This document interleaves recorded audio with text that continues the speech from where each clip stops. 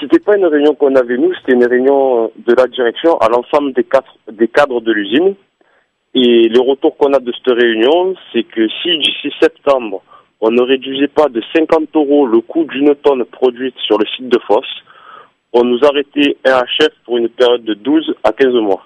Un HF, c'est un haut fourneau. Vous nous parlez d'une réduction de 50 € la tonne produite. Quel est le coût total d'une tonne produite chez vous? Chez nous, exactement, ça varie à 600 € à peu près. Donc ça revient quasiment à une économie de presque 10%. Mais c'est énorme. 50 €, c'est énorme. Là, on nous impose à tous les salariés, la direction fait le forcing pour qu'on solde tous les congés qu'on a à prendre au 30 septembre. Ça représenterait pour 2500 personnes une économie de 2 € sur la tonne. Donc il reste 48 € à trouver. Le chantage, ça va être de perdre du salaire. Ça, vous ne le savez pas encore. Vous imaginez que c'est très bientôt ce que la direction va vous demander. Compétitivité emploi, ils l'ont déjà pointé. Et ils ont dit qu'à un moment donné, il faudrait trouver une solution et que réduire les coûts fixes et le salaire des salariés serait une solution pour réduire les coûts de production.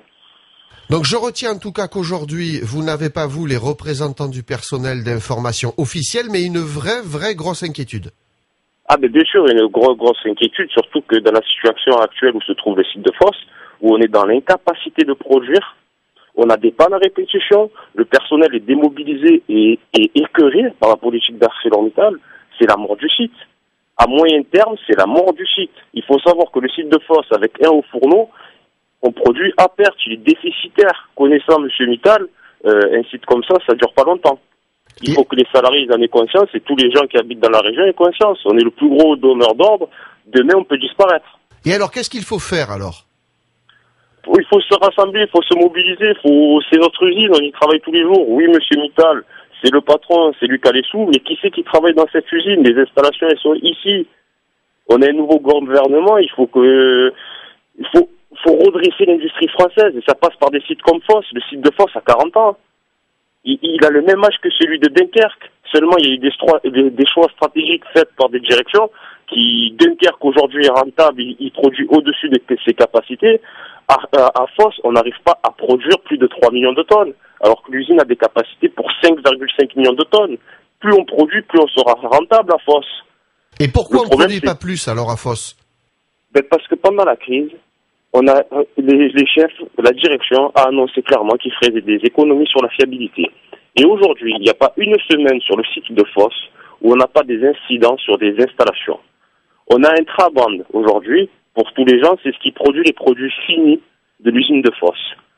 Si on a un incident, pendant 2 mois, on ne peut plus produire de produits finis. On est arrivé dans un tel état de délabrement des installations que l'usine, elle est en danger, elle est en péril. Il faut en prendre conscience. C'est gravissime ce qui se passe à Fos, alors que c'est une usine qui a 40 ans. Qu'est-ce que vous allez faire, Sébastien Thomas, vous et la CGT, dans les jours qui viennent? Déjà, on va pas se résigner, on va informer le personnel. Après, c'est au personnel de se réveiller, d'agir. À un moment donné, on est tous responsables de l'état de notre site. Qu'est-ce qu'on fait? Soit on baisse la tête et on attend la fatalité, soit on essaye de faire des choses pour que notre site revive. Avant, on était parmi les plus rentables du groupe. Aujourd'hui, on est les derniers élèves.